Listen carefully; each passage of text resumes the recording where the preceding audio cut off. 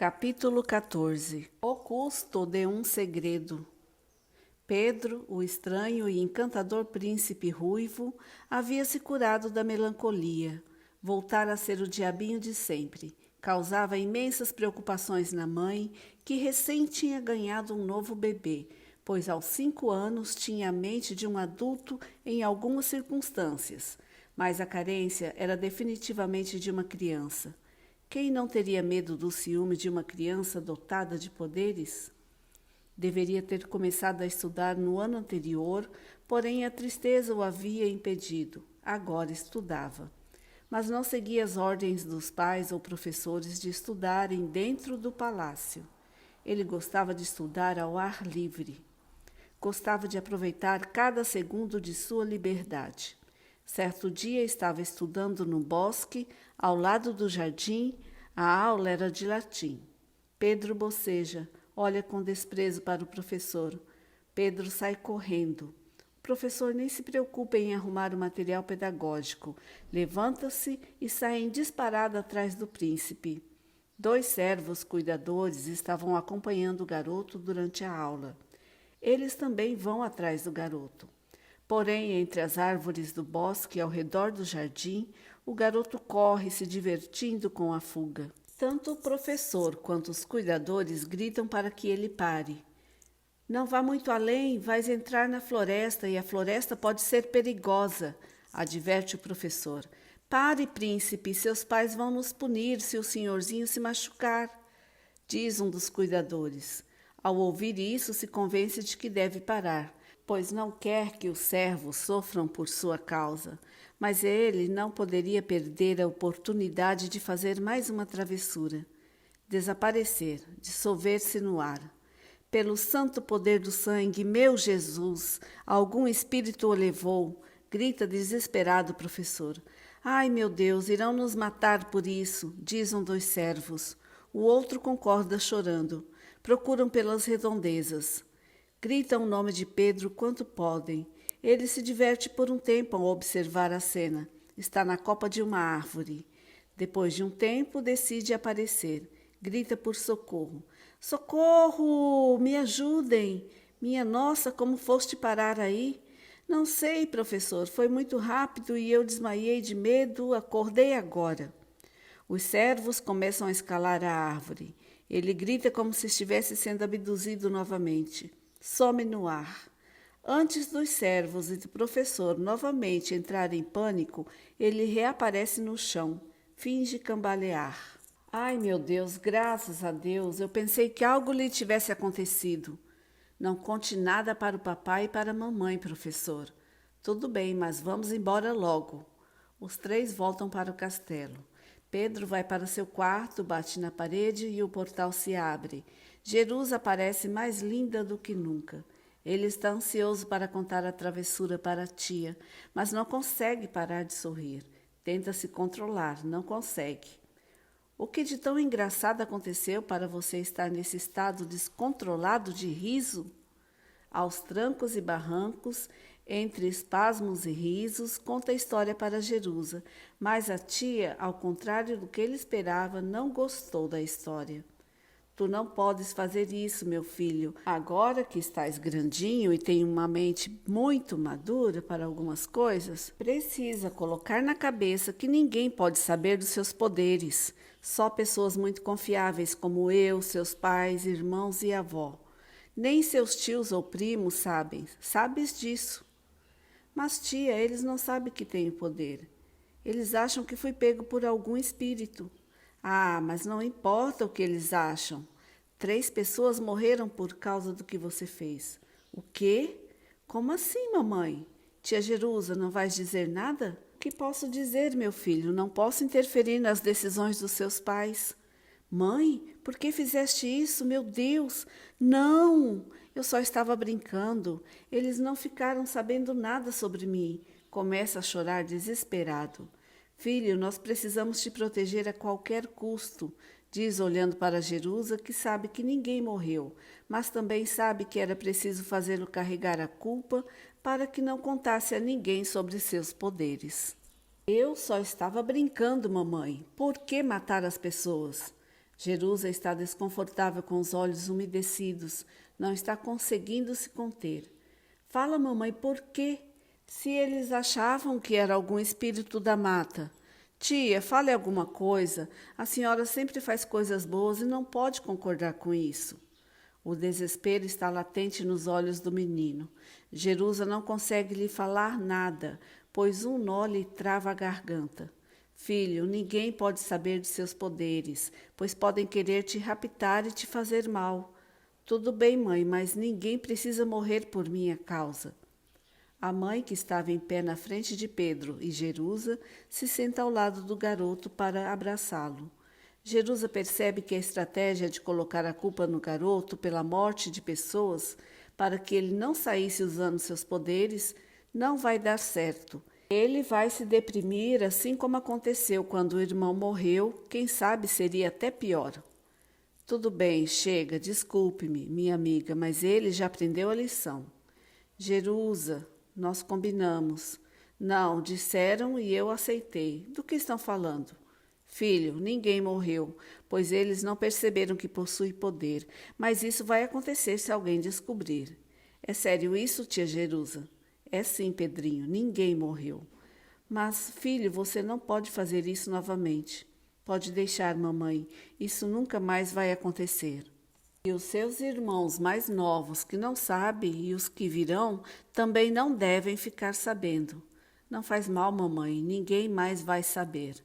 Vamos falar corretamente, está bem? E não faz mal. Está bem, mamãe, diz sorrindo. Agora vá com a banhadora. Vamos ir para o palácio hoje à tarde. Vá se arrumar. Pedro sai do quarto saltitante, aliviado. Aprendeu a lição. Desculpe-me, minha amiga, mas eu tenho quase certeza de que ele iria se deprimir se mantivéssemos essa história. Ele carregaria uma culpa que lhe roubaria toda a luz. Eu sei, Jerusa, você sempre sabe o que é melhor. O que eu vou fazer sem você durante esse tempo que estivermos lá? É só chamar. Chamar? Sim, vou fazer um portal lá também. Ah, sim, achei que era para chamar. Chamar com a boca. Já iria começar a te fazer orações. As duas riem e se abraçam.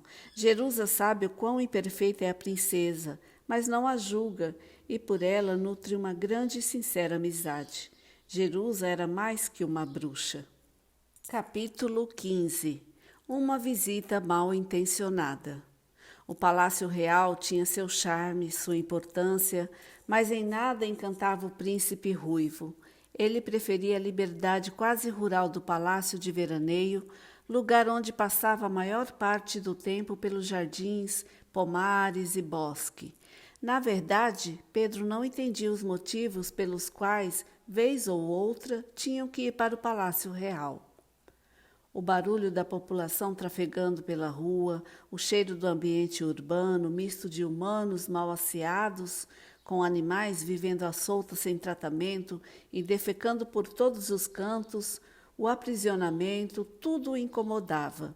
Sequer podia ficar no pequeno jardim, os pais não deixavam. Passou o dia inteiro brincando no quarto com as irmãs mais velhas. Ele as ensinou a brincar com o cubo mágico, que ganhara da tia Jerusa. Depois da morte de Francisco e do período que passou deprimido, Pedro e as irmãs se uniram, deixaram as diferenças de lado, afinal, em um dia se está vivo e no outro quem sabe o que vai acontecer. Melhor era viverem pelo menos em paz.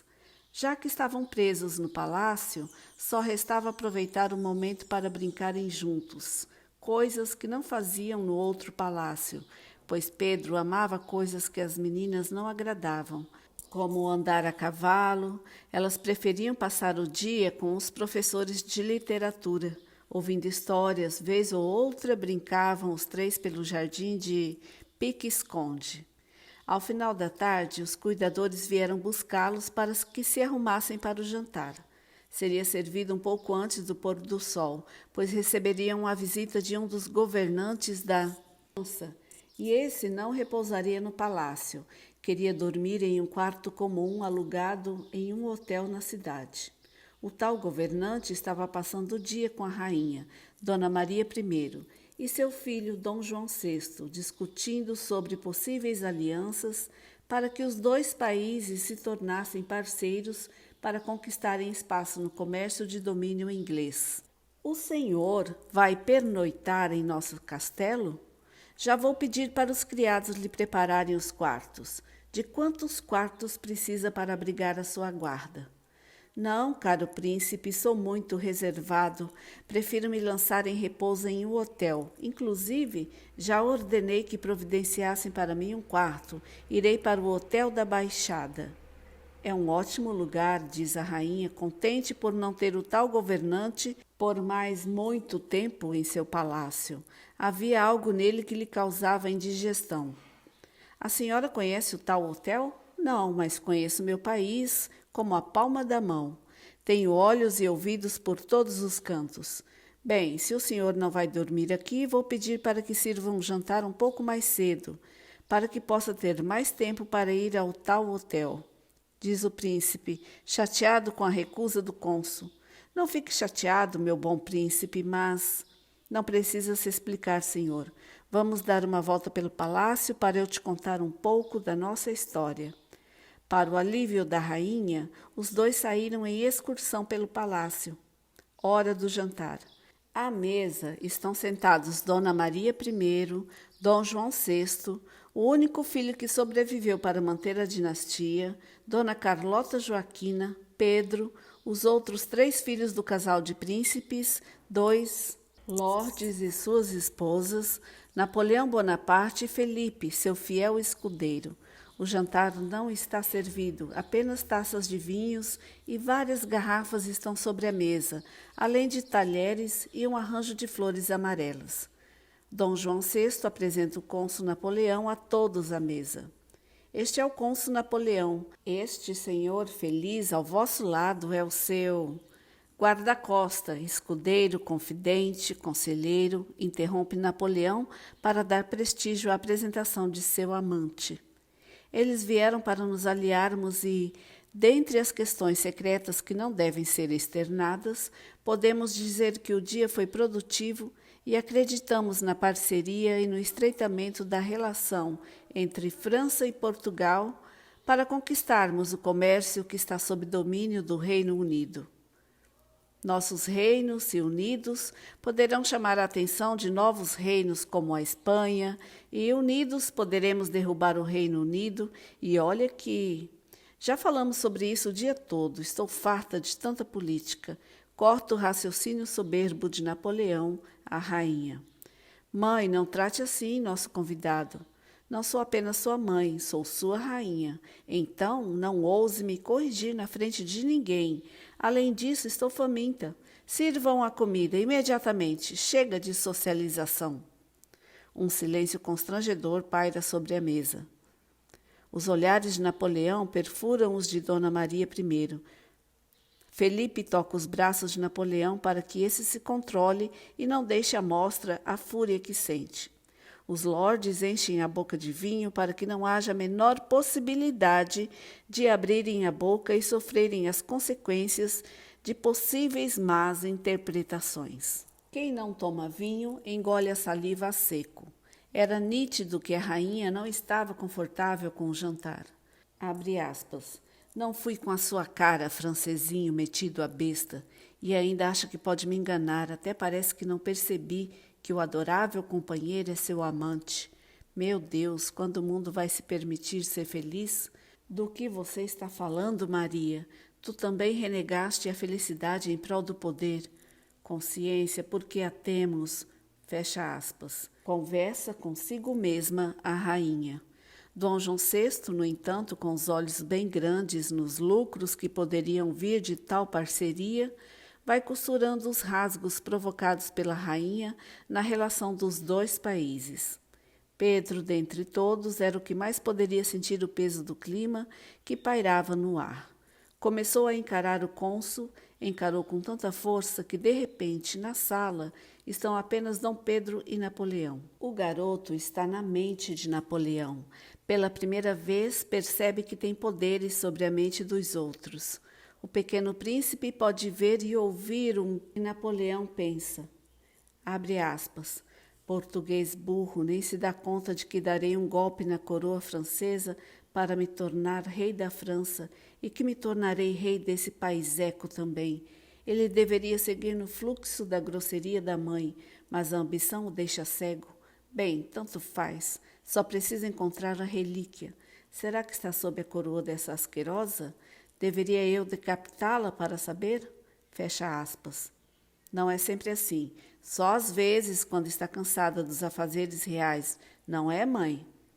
Por certo que sim, a fome me deixa fora de mim. Livre dos escrúpulos políticos.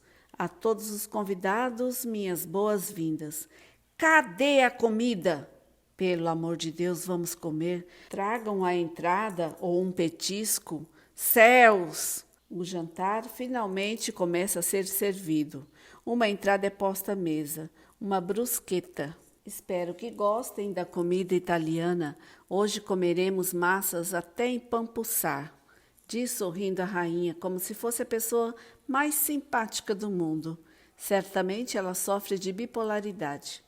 Todos à mesa riem, aliviados da tensão de instantes antes. Deliciam-se da entrada que estava digna da realeza. Deliciosa. Abre aspas. É uma boa comida, mas não me importo com a comida. Só consigo pensar no que me falou aquele andarilho, sob a coroa de Porto. A princípio não levei tão a pé da letra, mas depois de 5 anos de busca só me resta dar um jeito de ver se debaixo da coroa, na cabeça dessa rabugenta, está a tal relíquia. Fecha aspas. Abre aspas. Esse louco, cheio de má intenção com minha avó, ainda bem que descobrir que posso ler a mente das pessoas. Agora vou ler a mente de todo mundo, se bem que isso é errado. Não, só vou ler quando for preciso. Não quero ser mal como esse patife. Fecha aspas. Pedro não deixou de ouvir nenhum dos pensamentos de Napoleão. O prato principal está servido. Todos comem, todos bebem, todos se empanturram. Pedro aproveita que todos os concentrados em devorar a lasanha suculenta e hipnotizadora, levanta-se, corre até a avó e rouba-lhe a coroa da cabeça. Todos à mesa estão perplexos com a audácia do garoto. Alguns pararam de mastigar, outros engolem a seco a comida suculenta. Com a coroa na mão, a tensão se eleva na sala. Todos se entreolham, curiosos com o que o garoto pretende fazer com a coroa e com a forma que reagirá a rainha. Pedro, então, rodeia a mesa e se aproxima de Napoleão. Piorando a situação, ele coloca a coroa na cabeça de Napoleão e diz: Napoleão, rei da França. Napoleão, conquistador da França. Abre aspas. Não é possível que a sorte está assim do meu lado. Vamos checar essa belezinha. Fecha aspas. Pedro sai em disparada, sai da sala de jantar, passa pelo salão principal e sobe as escadas. Some da vista de todos os presentes, mas fica perto para poder continuar ouvindo os pensamentos do convidado. Napoleão retira a coroa da cabeça e olha para a joia, tentando encontrar algo que tivesse aparência de relíquia. Se é que relíquia possui alguma aparência. Não, não tem. Relíquias podem ser completamente distintas uma das outras. Vá atrás do seu irmão, Teresa. Traga-o aqui para se desculpar com o convidado, diz constrangida a princesa Dona Carlota Joaquina. Ah, pelo amor de Deus, é só uma criança agindo como tal, deixe-o em paz. Não, mamãe, isso não pode acontecer. Filho, o que eu te disse? Desculpe. Melhor assim, deixe o menino. Na verdade, Teresa, faça-me um favor. Pegue seu prato e o de Pedro e vão terminar o jantar juntos, pode ser? Claro, vovó. A garota pega os pratos e sobe as escadas. Ao passar por ele, que está ouvindo no último degrau do acesso ao primeiro andar, quase que solta um grito, mas se contém. O que fizeste, garoto? Está enlouquecido? Não, fale baixo, diz cochichando. O que foi aquilo lá embaixo? Esse Napoleão é uma pessoa má. Ele estava querendo fazer mal à nossa vovó para procurar uma tal relíquia na coroa dele. Aí eu dei a coroa para ele ver que não tem nada lá. Fez bem, garoto. És muito inteligente, sabia? Eu sei, os dois riem. Agora vamos. Depois contes para a vovó essa história. A propósito, tu podes ouvir os pensamentos das pessoas? Acho que sim, mas decidi que não farei isso a menos que seja muito necessário. Boa, garoto, vamos? Os dois se levantam e caminham rumo ao quarto de Teresa. Na sala de jantar, Napoleão devolve a coroa frustrado para a rainha. O jantar se segue até a sobremesa em um clima leve e descontraído. Vovó, me desculpe, mas aquele homem estava querendo fazer mal à senhora para ver se tinha uma tal de relíquia debaixo de sua coroa. Não tenho que te desculpar, meu filho. Sei que não faz nada com má intenção. Eu não tinha ido com a cara dele mesmo, mas agora estou intrigada com essa história de relíquia. O que será que ele está procurando? Não sei. Ah, nem ouse a ficar ouvindo meus pensamentos, diz sorrindo a adorável avó e rainha. Pode deixar, vovó, só vou ouvir pensamentos de pessoas suspeitas. Vem aqui, dê um abraço na sua avó. Pedro, que está sentado na escada que dá acesso confortável ao trono real, se levanta e abraça a avó que está sentada no trono. Capítulo 16. Rei Napoleão. Longe de mim dar ênfase e créditos para o vilão na nossa narrativa, mas é preciso detalhar acontecimentos oriundos da frustração advinda da missão falha de encontrar a relíquia na coroa portuguesa. Preciso enfatizar o crédito de vilão atribuído a Napoleão para que você não tenda a defendê-lo, já que ele teve um passado triste e compreensivelmente justificante a todas as ações nem tão malignas até aqui do homem que quer conquistar o mundo. Inferno, diz irritado Napoleão a Felipe, ao chegarem no quarto. Mais uma tentativa fracassada. Se acalme, meu amor, havemos de conseguir encontrar essa bendita relíquia. Como? Já fizemos de tudo. Quer saber? Sim, diga, diz tirando as vestes para se deitar. Tenho quase certeza de que a relíquia realmente está com a coroa portuguesa, mas não no sentido literal. Não estamos vendo o todo, estamos presos a concepções gerais. Pense comigo, tu não achastes aquela cena do príncipe muito estranha? Claro que sim, a propósito, parecia que ele estava lendo minha mente. Então, eles são a chave, eles podem nos guiar até essa relíquia. Tanto faz, agora preciso me concentrar. Na verdade, precisamos nos concentrar na minha ascensão ao reinado da França. Acha que é o melhor momento? Sim, ao voltarmos para a França, iremos dar um golpe no consulado e instituir a monarquia novamente.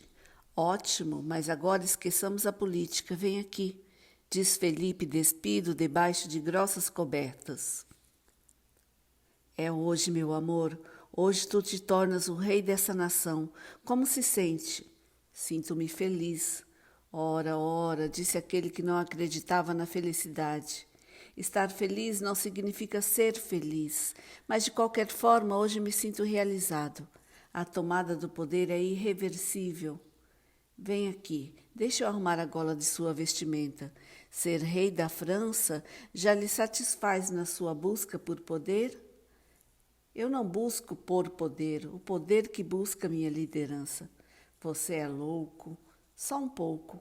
Ao final daquele dia, Napoleão, por clamor popular, se tornou rei da França.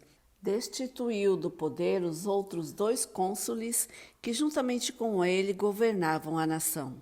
Mas a profecia falava sobre a possibilidade de Napoleão governar o mundo. E ele está a caminho do poder que lhe daria controle do mundo. Ele não tinha a intenção de desistir da busca pela relíquia. Capítulo 17. A festa do diabo. Depois de passar a manhã inteira cavalgando, o garoto que não consegue seguir as regras volta para casa. Havia descumprido todo o itinerário do período matutino, que incluía, dentre outras coisas, estudar literatura na biblioteca e cortar o cabelo na morada da tia Jerusa. Voltou para casa apenas porque uma chuva repentina começou a cair. Lá estava ele com aquela natural expressão de culpado.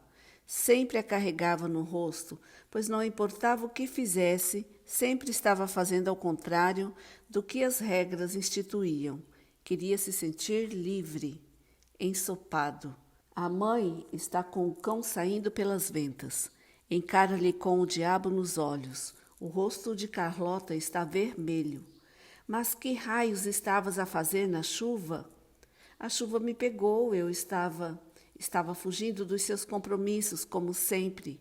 Hoje tu tinhas literatura, matemática, ciências, francês e deveria ter cortado seu cabelo. Agora me diz, o que fizeste durante toda a manhã? Eu andei a cavalo. A manhã inteira? Vamos, venha, vamos para o seu quarto e me conta direitinho essa história. Mas agora precisamos te secar antes que pegue um resfriado e contamine toda a realeza. Enquanto sobem as escadas, Carlota perde o controle da língua e volta a falar. Sabes o que não entendo? Como que tu, sendo tão especial, tão inteligente, parece ter a cabeça de um homem nesse corpo de menino de 7 anos, consegue ser tão irresponsável, tão resoluto quanto a quebras de regras? Mamãe, não me venha com desculpas. Tu podes ter as habilidades que tiver, ainda assim é o herdeiro direto do trono do seu pai. Mãe, o pai não tem trono. Não tem, mas terá, e tu precisas estudar, precisa ter conhecimento. Ser um rei exige conhecimentos que seus poderes não podem ajudar. Vamos, entre no seu quarto. A mãe continua esbravejando sem deixar o garoto se defender ou se justificar. Ela já conhecia todo o discurso quase anarquista do filho. Enxuga-lhe o corpo e troca as suas roupas. Está descontrolada. Tudo o que ela queria era que o garoto não se achasse livre das regras por ser um pequeno mago. A senhora pode me deixar falar? Não, tu não vais falar. Não vais falar nada. A partir de hoje está proibido de sair do palácio. Só poderá transitar aqui dentro para fazer suas aulas, comer e seja lá o que mais, mas não sairá de dentro do palácio. A senhora não pode fazer isso comigo. Vai me tratar como um escravo? Vai me prender?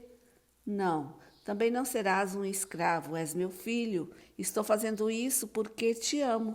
Ama-me? Como pode dizer que me ama se vai me fazer prisioneiro? Porque te recusas a estudar. Mas eu não me recuso a estudar. Ah, é? Então me diz o porquê de não ter feito suas aulas hoje. Mãe, eu não gosto de ficar preso a itinerários. Quero estudar o que eu quiser, quando eu quiser. Hoje tudo que eu queria era andar a cavalo. Não me importa o que queres, sim o que precisas. Está decidido. Não sairá mais deste castelo. Não faça isso, mãe, diz com o garoto perdendo a estabilidade emocional.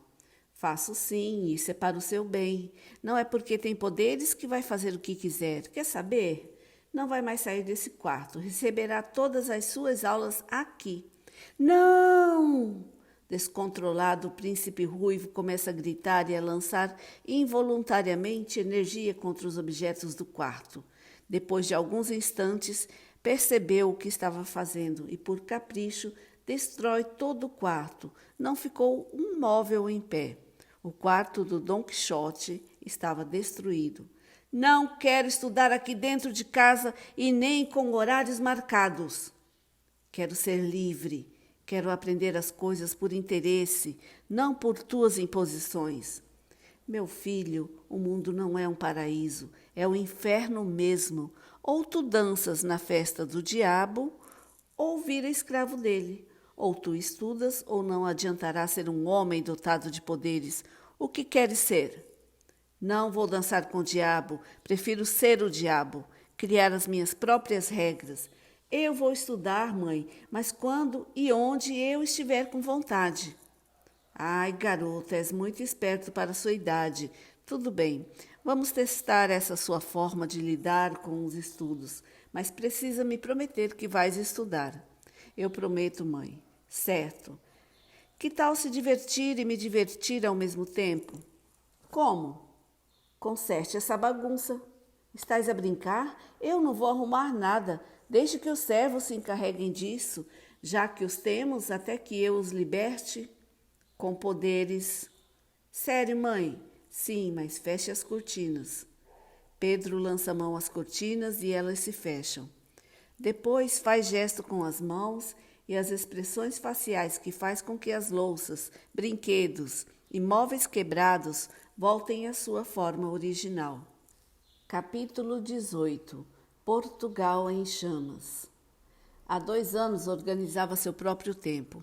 Estudava no jardim, assim como quando era mais novo, e resolveu pregar uma peça no professor e nos cuidadores, fazendo com que as aulas externas fossem suspensas. Estudava no estábulo, na biblioteca, no bosque, estudava onde tinha vontade, mas gostava de que as matérias se relacionassem com o ambiente. Pedro estava esticado, crescera em demasia nos últimos 2 anos. Tinha a altura de um adolescente de 15 anos. Muita coisa havia mudado. Com o nascimento da última irmã, Ana de Jesus Maria de Bragança, agora eles eram 8 irmãos. Se Francisco não tivesse morrido, seriam 9. Mas seu gosto por diversão não mudara. Continuava o mesmo, andar a cavalo.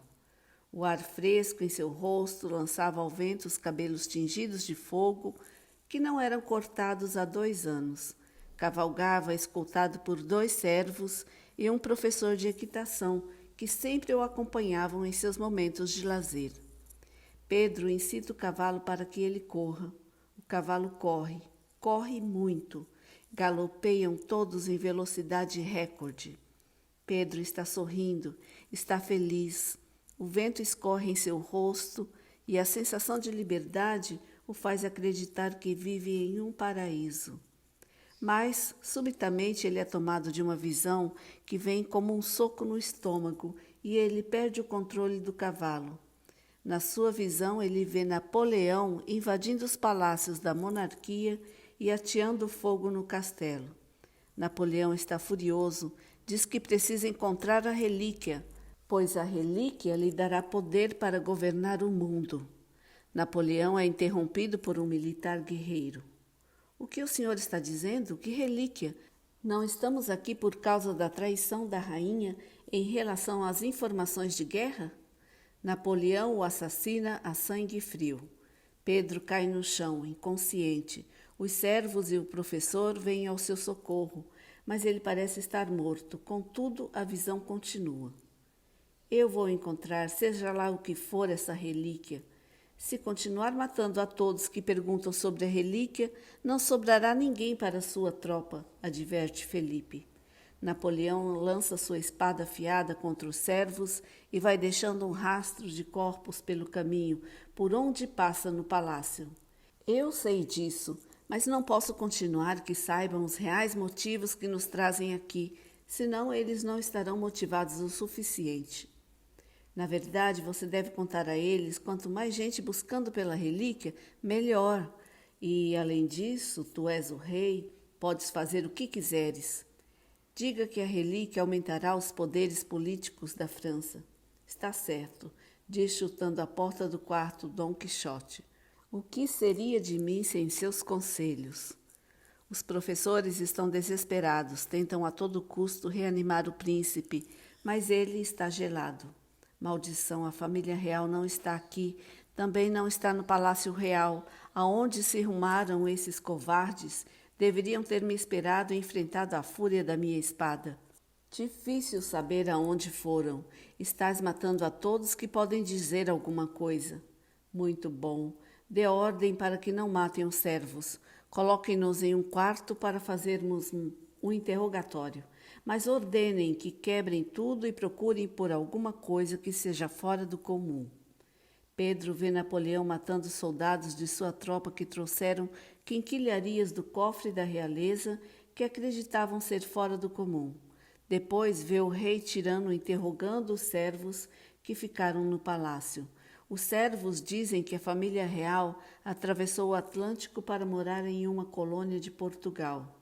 O jovem príncipe vê que o rei tirano fica extremamente fora de si. Inferno! Por que raios esses idiotas atravessaram o oceano? Agora não posso segui-los. Pedro recobra a consciência e o controle do corpo. Respira inalando o máximo de ar que consegue, fazendo um barulho animador para aqueles que estão sobre seu corpo, tentando reanimá-lo. Um grito é solto de sua boca involuntariamente, resultado da dor que sente. Seu corpo está cheio de fraturas. Um dos braços, no entanto, não está quebrado. Pedro o usa para consertar os ossos. Começa consertando o braço esquerdo. É possível ouvir os ossos estalando e voltando ao seu estado natural. Depois ele cura os tornozelos, pernas, costelas e nariz. Os servos e professor ficam pasmos, nunca viram tamanho milagre. O professor, na verdade, não sabe se considera um milagre ou visão demoníaca. Pelos céus que me iluminam e pela terra que há de comer meus olhos, que raios está acontecendo? Como estás vivo e se curando dessa forma? Pergunta o professor. Com certeza, isso é obra dos orixás. Do que você está falando, negro? Cale a boca, irmão, quer que nos descubram a fé? Não é nada, senhor. Só estou tão chocado quanto o senhor. E o que são orixás? Não é nada, esse escravo delira, nem deveria estar trabalhando na guarda de Sua Alteza, o príncipe. Pedro, percebendo tal discussão e temendo que os três fossem mortos por terem visto ele usando os poderes, arrisca fazer algo que não havia tentado antes: apagar a memória recente de alguém. Ele já havia assistido shows de mágicas, onde os mágicos hipnotizavam as pessoas. Pensou que poderia usar esse princípio. Estala os dedos na frente dos três, eles começam a dar risadas. Pedro, garoto, sai em disparada. Conta para a mãe, que se desespera, e conta para o pai, que não pode imaginar uma forma de proteger o filho. Conta para a avó. A família chama Jerusa para discutir o que fazerem. Então quer dizer que esse tal Napoleão já esteve aqui no palácio antes. Neste palácio não, mas no outro sim. E foi quando nosso menino descobriu que podia ler mentes. O maldito estava pensando em me matar para ver se tinha tal relíquia na minha coroa. Afinal, o que é essa tal dessa relíquia que ele tanto quer, Jerusa? Você ainda não sabe, minha amiga? Não, como eu saberia? Ando me perguntando. Tanto faz que a relíquia é essa, isso não importa. O que importa é que ele quer fazer mal à nossa família e Pedro está correndo risco. Interrompem o príncipe João VI. Podemos realmente confiar nessa visão? Questiona a rainha, temendo uma resposta positiva. Sim, e eu já o havia alertado que viriam atrás do garoto. Gente, eu estou aqui, não precisam falar na terceira pessoa, diz Pedro, que também está sentado à mesa na sala de reuniões do palácio. Está bem, desculpe, meu príncipe. E o que tu sugeres, Jerusa? Pergunta angustiada a rainha. O que devemos fazer para proteger nosso menino e nossa dinastia? Acho que a própria visão foi bem clara. O quê? Devemos ir para o Brasil? Sim, minha rainha, é isso que devem fazer. Pelo amor de Deus, deve haver outra saída. Vamos cruzar o oceano para viver com um monte de... Não há de ser tão ruim assim, mamãe. Filho, o Brasil é terra estratégica. De lá só quero a riqueza do lugar, mas morar lá é um pouco demais para mim. A senhora fica e nós vamos, então, pois precisamos proteger nosso filho. Não ouse tirar meu neto de perto de mim. Acalme-se as duas, precisamos salvar nosso filho, mas sendo inimigos não conseguiremos isso. Gente, tanta coisa ainda vai acontecer. Vós devíeis dar uma chance a essa colônia que vem sustentando os luxos reais nos últimos 2 séculos. Essa será a terra que vos protegerá agora, e lembre-se, não é apenas o príncipe que está correndo riscos. Pelo jeito, Napoleão está com sede não apenas de poder, mas de sangue também. Tia, tu irás conosco se formos? Não, meu príncipe, mas tu terás a ajuda de uma outra bruxa. Pedro se entristece. A senhora está dizendo que eu vou ficar sem sua companhia? Infelizmente, sim. Minha missão contigo termina aqui. O príncipe começa a chorar silenciosamente. Não chore, meu filho. Uma hora teríamos que aprender a nos virar sozinhos, diz Carlota com a voz embargada, sentindo o coração partido com a notícia. Todos na sala estão abatidos com a notícia. Estavam todos acostumados com a maestria em solucionar problemas de Jerusa. Afinal, ela sempre sabia de tudo o que acontecia e sempre resolvia tudo o que dava errado.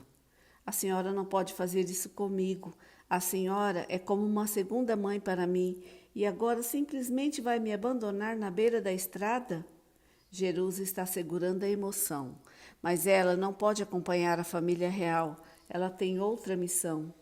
Meu Deus, tu sempre dás um jeito, cria um portal lá no Brasil. Não posso, eu tenho que. Quer dizer que não poderei mais entrar na sua morada, nem nos quartos, não verei mais sua magia? Os pais se levantam e vão até o garoto para consolá-lo. Um dia vais entender. Agora todos esses quartos irão para um lugar que tu terás acesso no futuro. Quando meu irmão que morreu, foste tu que me ajudaste a superar e agora tu estás morrendo para mim. Quem vai me ajudar a superar sua perda? Jerusa começa a chorar. Todos na sala estão chorando. Pedro está devastado. Seu estômago está gelado. Um nó lhe trava a garganta. Todos choram silenciosamente. Um rio de lágrimas escorre dos olhos de todos. Pedro coloca suas mãos sobre as mãos de Jerusa e ela desaparece no ar. Ele começa a gritar desesperado, inconsolável. Todos temem como viverão sem o suporte que sempre receberam de Jerusa, desde o dia em que ela salvou João, o único filho de Dona Maria que sobreviveu. Desde então, havia recebido a proteção da rainha e dado proteção ao reino. Se bem que ela nunca precisou da proteção da rainha, nenhum fogo poderia queimá-la. Ela não é uma bruxa, mas eles não sabem disso. Só sabem que não sabem como sobreviverão sem ela. Capítulo 19. A maldição da profecia. Pouco tempo depois de a família real embarcar rumo ao Brasil, Napoleão e sua tropa chegam a Portugal, mais precisamente ao Palácio Real. Matam os soldados, invadem-no e reviram-no.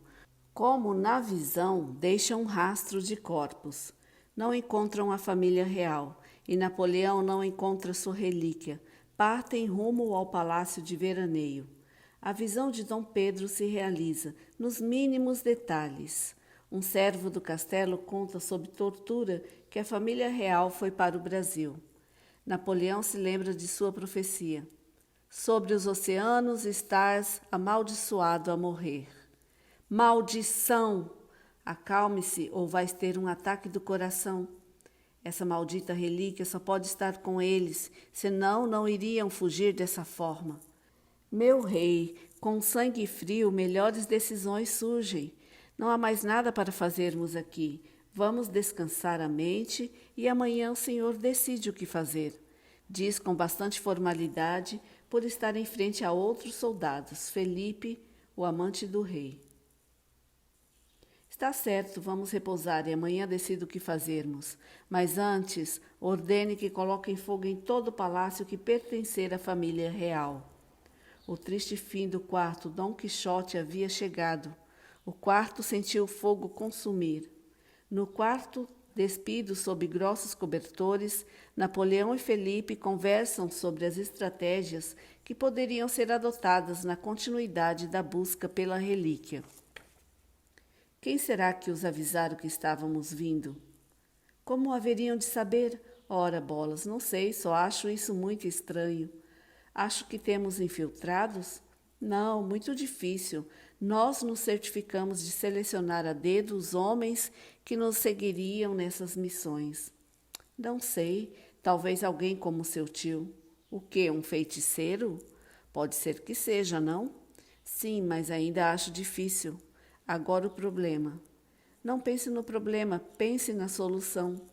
Ok, senhor, pensamento positivo. A questão é chegar ao Brasil. É melhor do que problema. Mas acho que é bem óbvio o que devemos fazer. Não duvido que seja óbvio. Sempre consegue ver o todo e trazer as melhores soluções para tudo. O que sugere então? Já que não pode ir, vou eu. Nem pensar, é meu braço direito, é minha alegria, meu equilíbrio. Mas não pode ir, eu posso, e precisa de alguém de confiança lá, não? Sim, claro, mas não consigo imaginar o que vai ser de mim se te acontecer alguma coisa nessa viagem. Não vai acontecer nada. Envie a mim uma tropa, nós seremos seus olhos nesse tal Brasil. Não sei, preciso pensar. Maldita profecia. Até onde eu sei, aceitou uma maldição ao receber sua profecia. Agora não adianta chorar. Eu só não esperava que me fosse fazer tanta falta a liberdade de viajar pelos oceanos. Pare de pensar nisso e me envie. Tenho uma opção, use-a. Estou tendendo a fazer isso, mas preciso me convencer de que ficará bem. Não pode esconder o choro ao ver o navio desaparecendo no horizonte rumo ao Brasil. Voltou à França e pela primeira vez em muito, muito tempo sentiu medo. Temia que Felipe morresse, temia solidão, temia não mais ser amado. Por dias ficou petrificado, esqueceu-se de suas obrigações de monarca.